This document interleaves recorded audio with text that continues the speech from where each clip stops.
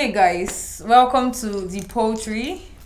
My name is Grace Okogu, and Hi, my name is Kay.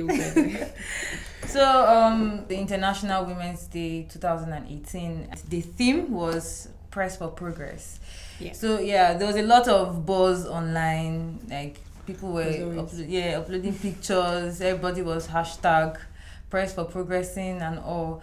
But in that light, we are wondering, because we are Nigerian females, we are wondering how the international, or the theme for the International Women's Day, how it reflects on a Nigerian female millennial precisely.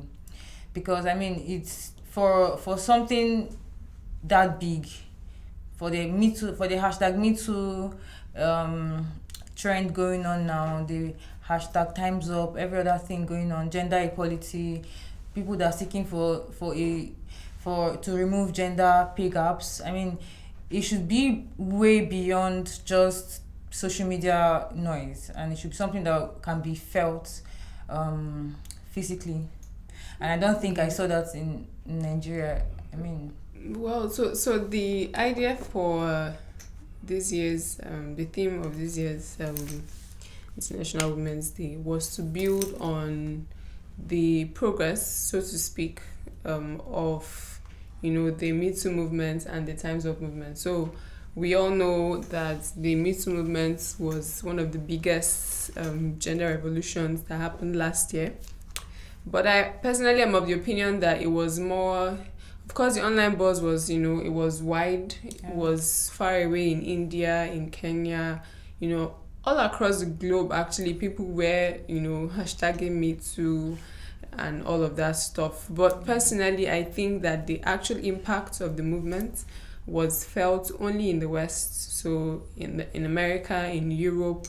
Yeah. When it comes to all these other African countries where, we, as Nigerians, we like to trend stuff online. It's very easy to do that. So it's like on Twitter, we're like number 2 hashtag Me Too trending and stuff. But when it comes to when it comes to the movement taking form and actually having impact on the lives of women and on the gender landscape in the country, I didn't see much of that happening. I mean, we saw in the US, we saw the trial of the gymnastics doctor. We saw him sentenced to life in prison for molesting the number of girls that he did.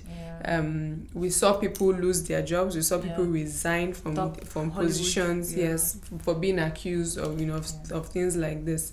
And we didn't see that happening. We saw them actually looking at their laws. Oh, what can we change? What can we add?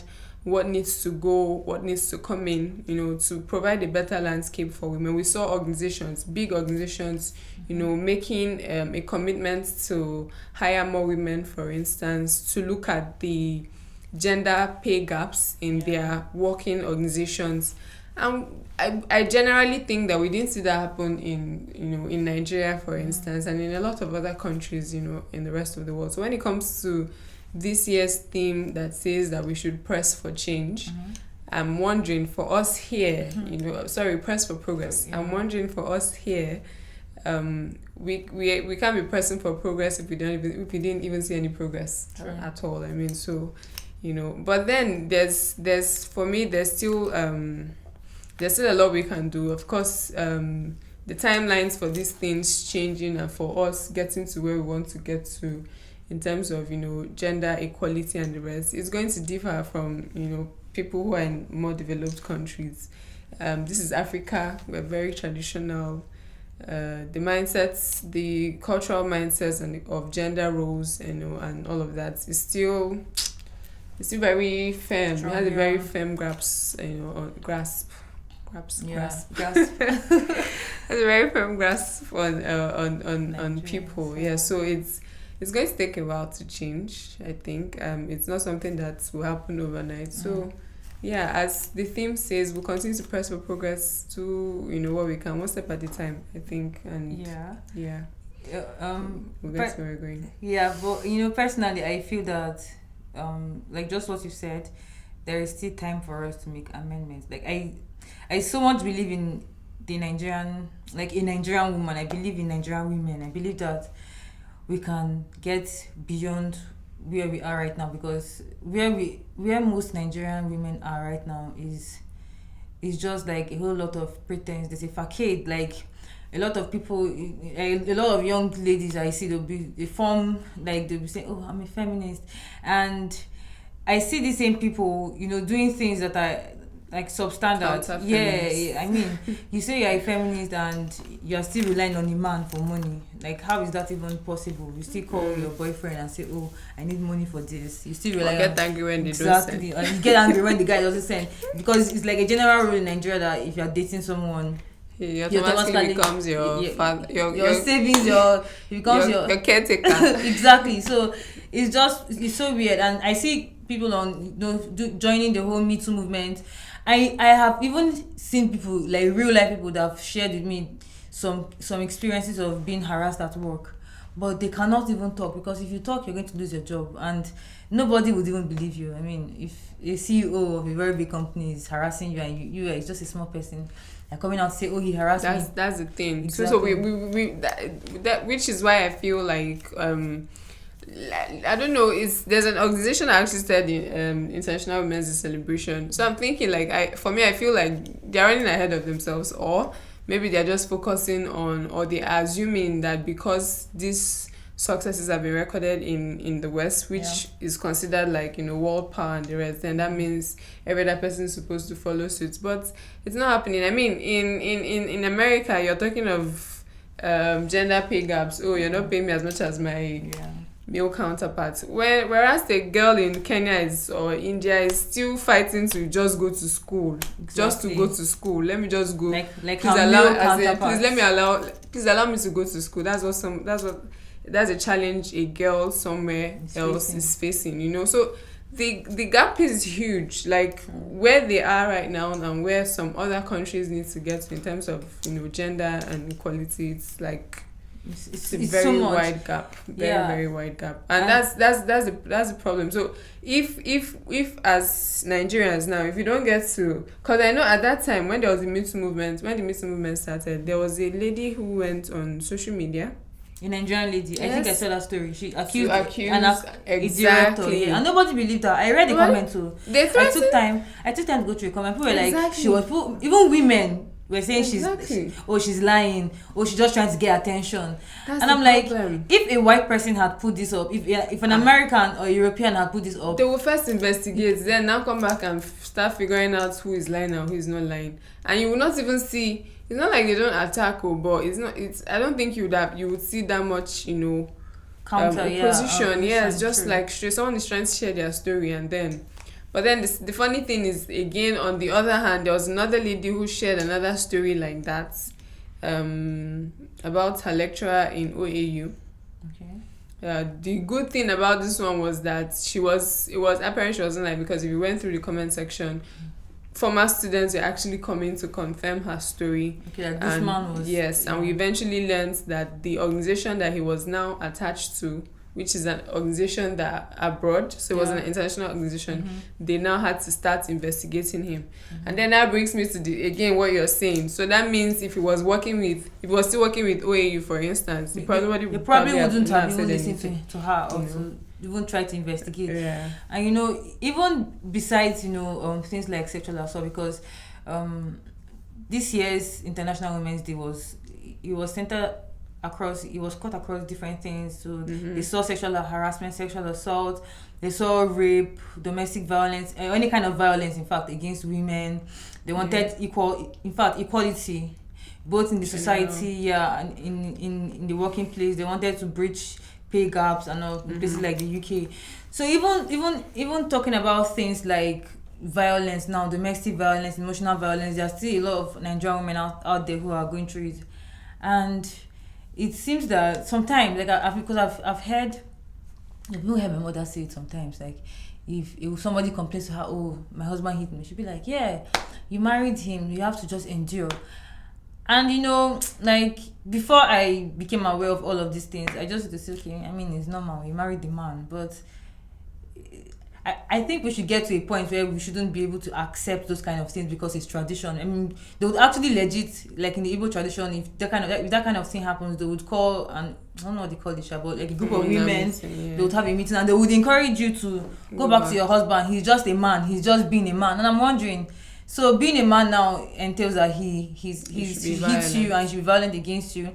So I mean, I think we should just come to that point, like as Nigerian women, as you said, where we should say no to a lot of things, because this IWD that just went through yesterday, feminists are saying that the demands made across things like sexual assault, things like domestic violence, rape, gender equality, these demands, there are things that these International Women's Day have been vouching for over the years. But this year in particular, they feel that people will hear them more. People will hear these demands more because everybody's listening. So I think true. I agree with that. But then again, I agree with that. People are listening. People are now listening because of the Me Too movement. Exactly. So there are no discussions you have now around gender, sexual assault, or the rest of them that people don't pay attention to, because it's now all in our faces. After the scale of what happened last year, it can't go under the carpet like that. But then again, another angle to it, like you said, so when it comes to African culture, when it comes to Nigeria, it's like, it's in the man's place to be violent, or we should just let him do what he's doing. I mean, after all, he's a man.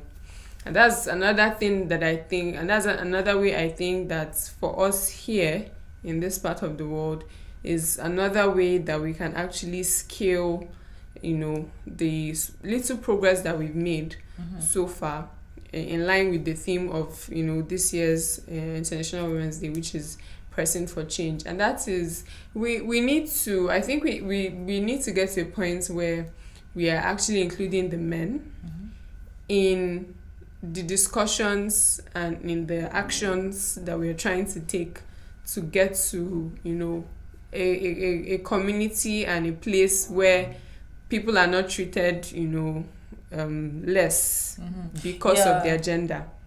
Because what I see happening is that men think women are fighting them. That's exactly what I'm about to say. And women think that men are fighting them. Yeah, because in Nigeria, the way the gender and feminism thing once the conversation comes up, it's a war. It's true. It's so they have the men's side, they have the women's side. And it makes absolutely no sense, because the truth is, and I was reading this in a book, James Baldwin would say, if you debase others, you debase yourself. So if you treat others like crap, you're actually treating yourself like crap, because it reflects on the kind of person you are, because you're both human beings. Let's start from there. Everybody's a human being. Everybody deserves the right to live a quality life. And if you have the chance, or if you have the ability to make that happen for somebody else and you're holding it back, then it tells on the kind of person that you are, more than it tells on the reason why you believe that thing should be held back from that person. So I think that we need to pull men into these kind of conversations, and let them see that it's not a war. It's not fights. There's no fight in this. The truth is that a girl child and a boy child deserve equal chances to go to school. Equal opportunities, true. A woman who is working in the same office as you are, the same position with the same qualifications, why are you paying her less? Like, give me one reason why you're paying her less so you're paying her less just because she's a woman. A decision that she doesn't make on her own. I mean, who is born? God, please, I want to be a woman. When you send me down, we don't get to make that choice. We don't get to choose who we don't get to make that choice. True. Well, for now, because we've not gotten to you can change. You can transition actually. True. We've not gotten to the point where you can decide, this woman thing is not working for me. I want to become. I'm tired of having periods and cramps. I'm just going to become a man. We've not gotten to that stage yet, and I think we shouldn't, because for me it's scary. Please, that's story for another day. But yes, we need to pull men into this conversation so that they can see that it's not a fight, it's not a war. I wanted to read a quote that I saw on Instagram that really just mirrors exactly what it is that we're talking about when it comes to including men in conversations like this. So it was written by J.D. Anderson, that's what he's called, and it says feminism isn't about making women strong. Women are already strong. It's about changing the way the world perceives that strength. And I think that's just it. That's the summary, and that should be the summary for us here when it comes to what we need to do to get to where the West is with both the Me Too movement, the Times Up movement, and the Press for Change. Why they keep calling it Press for Change? Press for Progress. And to clarify, just making reference to what you said now. In Nigeria, I mean, on some cases, I've seen when people come out and say, "Oh, women do not need to fight for feminism because they are already supreme." Strong. Because they are already supreme. Even in the Igbo culture, they will say, "Neck, her mother is supreme." That's what Anderson is trying to say. We know that we are strong already, but it is a perception of that strength that is not right, and we are trying to correct that perception. And men should join in the conversations. Yes. It's not a war. It's not a fight. Life is better for everybody if you reach out and help each other, lift each other up, give everybody. I keep saying it, for me, feminism is, if somebody needs, give everybody the chance to live their best lives, whether they are male, whether they are female, whether they are poor or old or black or white, whatever color of their skin, or green or pink, whatever. If you have the chance to make life better, to give someone a quality life, make sure that you're not withholding it back for any reason at all. Gender, race, tribe, ethnicity, when it comes to Nigerians and Yorubas and Igbos and all of that.